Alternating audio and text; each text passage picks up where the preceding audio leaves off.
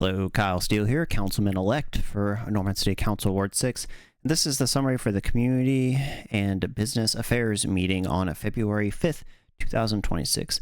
As usual, the agenda to the meeting packet will be linked down below, but there won't be timestamps to the YouTube video, just a link to the overall YouTube video itself, because this was a extremely short meeting with only one topic on the agenda, and that was regarding future funding, future local economic development topic.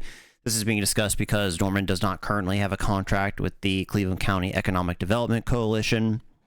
So the money that was being spent on that contract, which was about $130,000 a year, is now available to fund economic development through other means, and this was kind of to discuss how they wanted to use that money.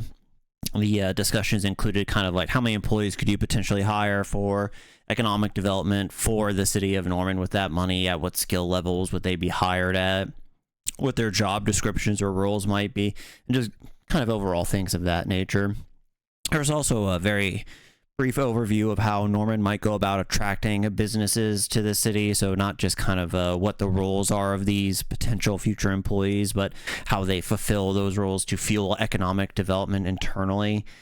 Overall, the general consensus of city council was that, you know, obviously you're going to have to hire at least one employee with the money that is available, but you might possibly be able to hire a second one, or with the money that is left over from that $130,000 bucket, you could maybe look at getting in an intern or two to assist with the legwork and the workload.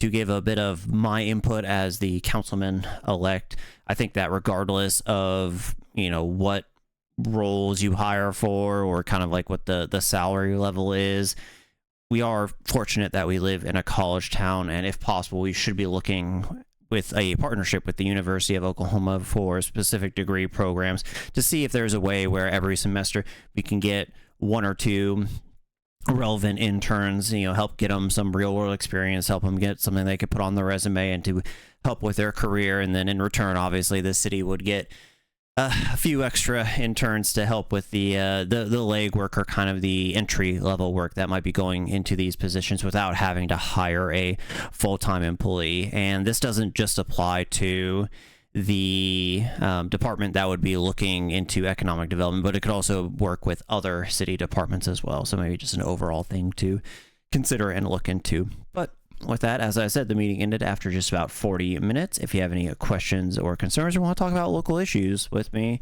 please don't hesitate to contact me at KyleForNorman@gmail.com. Thank you.